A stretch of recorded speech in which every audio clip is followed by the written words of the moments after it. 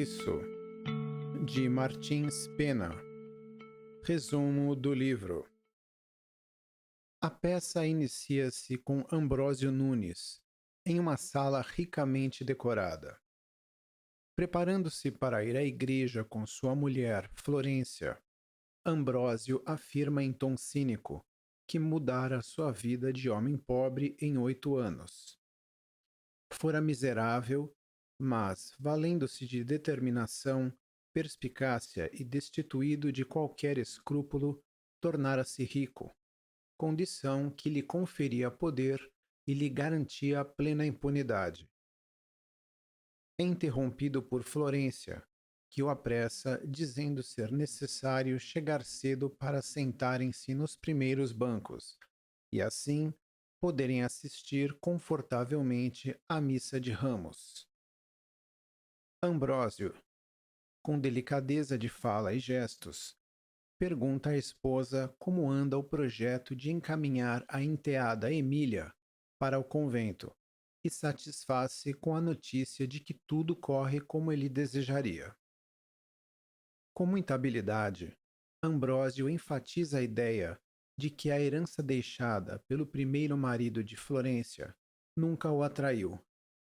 Revela que sua paixão sempre foi espontânea e pura, e, de certo modo, lhe é até um tanto penoso administrar a fortuna do nobre falecido.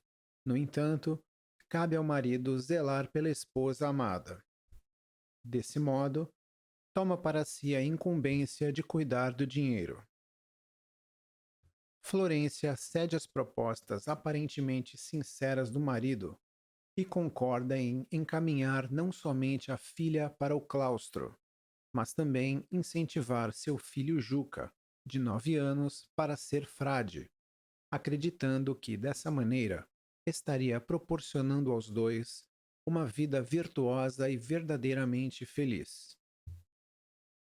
Ambrósio, com a intenção deliberada de controlar toda a situação familiar, mostra-se preocupado com a possibilidade de Carlos, rapaz endiabrado e sobrinho tutelado de Florência, vir a se revoltar contra o noviciado que lhe fora imposto há 6 meses e causar aborrecimentos ao casal. Ambrósio conclui a conversa e retira-se para acabar de se vestir. Florência está a agradecer a Deus o marido que tem, quando Emília entra na sala. A mãe aproveita o momento para expor à filha as vantagens que a vida de freira proporciona. Emília chora e, contrariada, declara não ter inclinação para o claustro. A mãe, insensível à dor da filha, abandona a sala e sobe ao sótão para aprontar-se para a missa. Inesperadamente, Carlos, vestido de frade, entra afobado e conta a Emília que havia fugido do convento, após discussão que acabara com uma barrigada no abade mestre. Irado, manifesta o desejo de ser militar, de envolver-se em lutas com espadas e não se submeter a jejuns prolongados e a coros e rezas infindáveis. A moça, comovida, ouve o relato dos martírios sofridos pelo noviço rebelde e lhe conta que também ela deverá entrar para um convento. Carlos revolta-se, declara o seu amor pela prima, acusa severamente Ambrósio de estar conspirando contra todos. Promete que não descansará enquanto não vingar-se daquele velhaco. Em meio à conversa, o garoto Juca, desajeitado em um hábito de frade, corre para o colo de Carlos, que percebe claramente o plano do marido da tia. Filhos e enteados dedicados à vida religiosa seriam obrigados a fazer votos de pobreza, o que garantiria a posse de todos os bens por parte de Ambrósio. Emília e Juquinha saem da sala. Batem à porta. Rosa entra na sala e, com muita reverência, dirige-se a Carlos, imaginando ser ele um frade. Conta-lhe que está à procura de seu marido Ambrósio Nunes que há 6 anos a abandonara em Maranguape, de posse de sua fortuna, a pretexto de investimentos lucrativos em Montevidéu. Sem notícias, ela chegou a pensar que ele tivesse morrido, mas uma pessoa informara-lhe de que estava o fujão na corte, e estava ela ali, no momento após longa viagem e andanças pelo Rio de Janeiro. Carlos aproveita-se do engano da mulher e, fingindo ser bom cappuccino, investiga detalhes da história e recebe, como prova da veracidade dos fatos relatados, uma cópia da certidão de casamento de Rosa e Ambrósio. Promete ajudá-la e pede-lhe que aguarde alguns momentos em um quarto da casa. Florência, o marido e a filha, prontos para saírem, deparam-se com Carlos. Ambrósio cobra a obediência de Carlos. O moço, ironicamente, desafia o marido da tia por meio de frases ambíguas, dando a entender que conhecia a história pregressa de Ambrósio. Este se enfurece e passa a fazer-lhe exigências. Carlos o toma pelo braço, abre a porta do quarto e mostra-lhe Rosa. O tio desorganiza-se, corre e arrasta violentamente para fora da casa mulher e enteada. Carlos diverte-se com a aflição do cínico tio e expõe a Rosa à atual condição de Ambrósio. A mulher traída não resiste e desmaia. Cria-se um alvoroço. Juquinha é chamado a ajudar. Apanha um galheteiro. Carlos a faz cheirar vinagre, azeite, tentando-lhe restituir os sentidos. Em meio à intensa agitação, ouvem-se meirinhos aproximarem-se. Dirigem-se eles à casa para efetuarem a prisão do travesso noviço. Carlos faz a mulher acreditar que Ambrósio é poderoso e que os oficiais batiam à porta para prendê-la. Propõe a ela que troquem de vestimentas. Rosa vestiria seu hábito de religioso e ele suas vestes de mulher. Desse modo, estaria ela a salvo da fúria dos meirinhos e ele seria preso em seu lugar. Rosa ingenuamente aceita a proposta.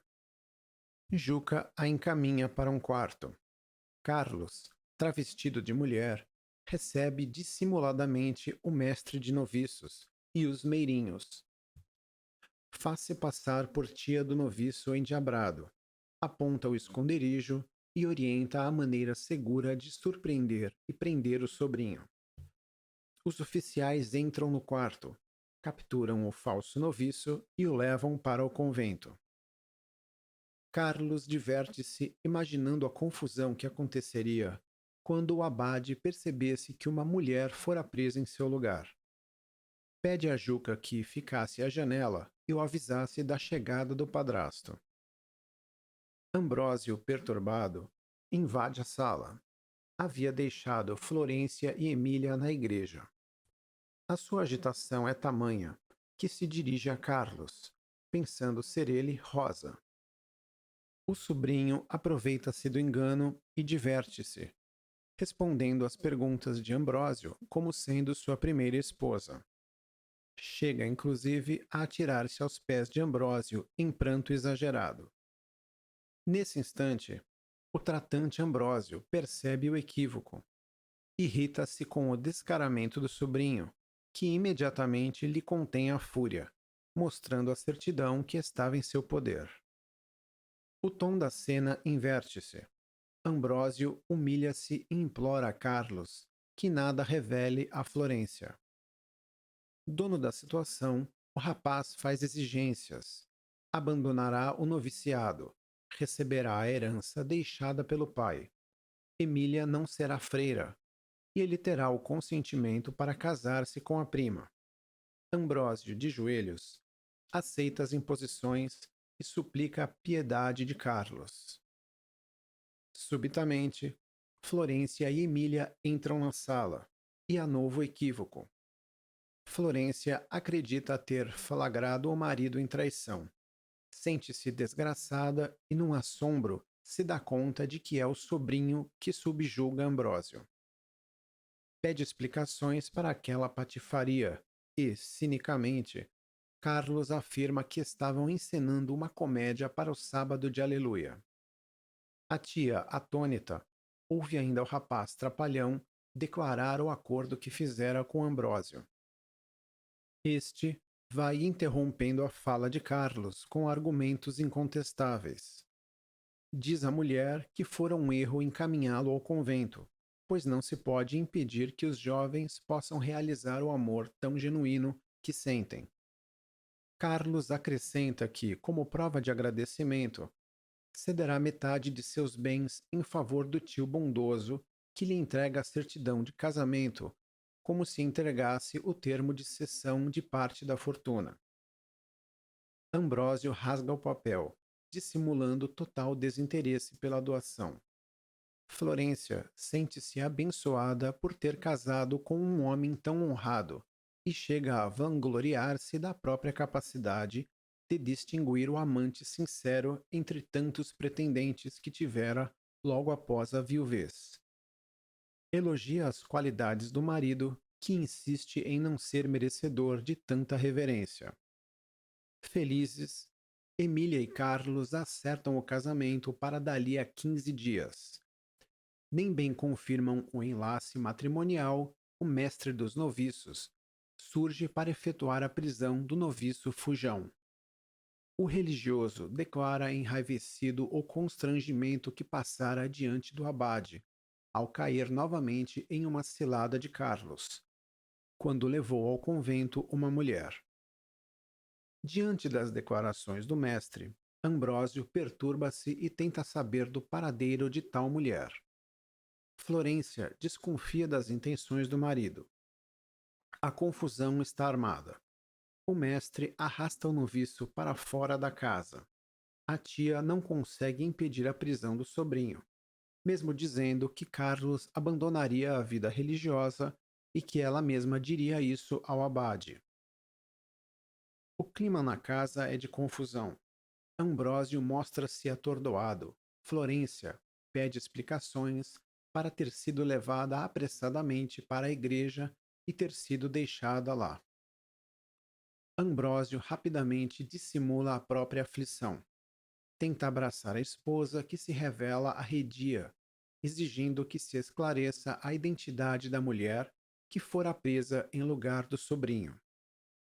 Acuado, Ambrósio inventa ser a tal mulher uma antiga namorada, que não se conformara com o fato de ter ele se casado. Confessa o erro cometido ao envolver-se na juventude com aquela moça.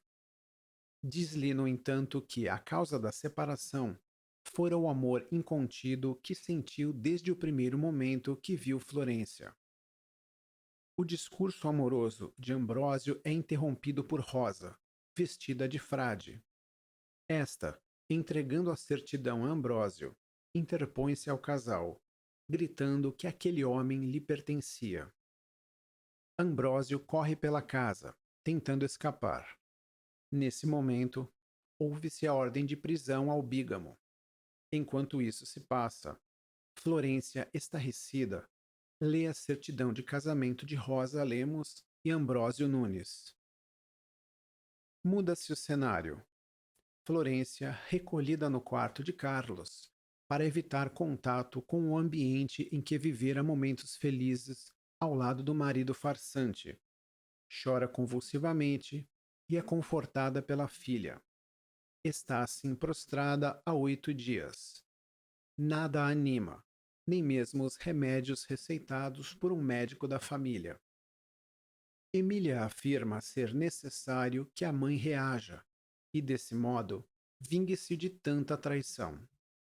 Florência diz que seu procurador está encaminhando um mandado de prisão e que quer enviar uma carta ao abade, explicando-lhe os fatos e pedindo-lhe o favor de mandar um representante do convento para que ela se justificasse pessoalmente pelos transtornos causados. Decide então que o criado José fosse o portador da carta. Nova surpresa. Carlos mais uma vez havia fugido do claustro. Apressado, invade os fundos da casa, com o hábito roto e sujo, as mãos esfoladas, joelhos machucados. Entra em seu antigo quarto. Ouve a voz do padre mestre. Esconde-se embaixo da cama em que está deitada a tia. Emília acompanha o padre até os aposentos onde está Florência, que acorda meio atordoada. Estava ele incumbido novamente de efetuar a prisão do noviço indomável. Florência e Emília surpreendem-se com a notícia de que Carlos tivesse escapado novamente das grades do convento. Enquanto Florência expõe a sua decisão de livrar Carlos do noviciado, Emília percebe a presença do amado embaixo da cama. O padre-mestre retira-se da casa, aliviado por não ter mais que se haver com as diabruras de Carlos. Florência lamenta-se da tragédia que lhe acometera. Emília se mostra comovida e comporta-se como se não soubesse o paradeiro do primo, mesmo este lhe puxando as saias e fazendo-lhe cócegas nas pernas. Chega à casa Ambrósio, trajando-se como um frade, seguindo o criado José até o quarto de Florência. Há novo equívoco. Florência imagina ser o frade, o representante que requisitara ao abade e passa a lhe contar a trama de que fora a vítima. Ambrósio, não suportando ouvir tantas acusações, denuncia-se, retirando o capuz, revelando assim a sua real identidade. Revela à mulher que as portas da casa estão trancadas e que ninguém poderá lhe socorrer os gritos. Impõe que lhe entregue dinheiro e joias, enfim, tudo o que ela possuísse. Caso contrário, só restaria a alternativa de matá-la. Nesse momento, se esclarece mais um mal-entendido. José, fiel a Ambrósio, não tinha enviado a carta ao abade. Na verdade, tinha facilitado os planos de seu patrão. Florência corre aos gritos pela casa. Esconde-se em um canto coberta por uma colcha. Ambrósio, na correria, encontra Carlos, puxa-lhe pelo hábito, pensando tratar-se das saias de Florência. Carlos revida com uma bofetada. A tia permanece imóvel, coberta por uma colcha. Em seguida, entram 4 homens armados e o vizinho Jorge, que vinha em socorro aos gritos que da rua se ouviam. Florência diz que um ladrão travestido de frade tinha invadido a casa, mas já havia fugido. Os homens vasculham a casa e acabam dando com Carlos, que aos berros sai debaixo da cama e, tentando proteger-se das agressões, mete-se atrás de um armário e o atira ao chão. O vizinho ferido na perna grita a Florência que o ladrão se escondia no quarto e havia escapulido por uma porta. Emília desvencilha-se do vizinho, agradece a ajuda e manda-o embora. Insiste com a mãe que o frade era Carlos. A mãe retruca, afirmando que era o padrasto. A tensão aumenta com a chegada de Rosa, que é recebida com certa amabilidade por Florência. As duas conversam a sós. Lamentam-se da inocência com que se entregaram ao vilão Ambrósio. Rosa apresenta a Florência a ordem de prisão contra o bígamo e queixa-se ao saber que Ambrósio há instantes escapara daquela casa. De modo inesperado, arrebenta-se uma tábua do armário e Ambrósio, quase asfixiado, põe a cabeça de fora. As mulheres atacam-no aos socos e pauladas. O farsante, aos gritos, suplica com paixão as duas esposas. Entra no quarto Carlos, preso por Jorge e os soldados. Florência desfaz o engano, dizendo que era seu sobrinho o que tomavam por ladrão. Ambrósio esconde-se novamente no armário. Rosa, acompanhada de oficiais de justiça, entrega o mandado lavrado de prisão. O bígamo é retirado do armário e recebe a sentença de prisão. O mestre dos noviços retorna à casa com a permissão de livrar Carlos do convento. Antes de retirar-se, o religioso abençoa a futura união de Emília e Carlos. Ambrósio sai lamentando-se da punição recebida.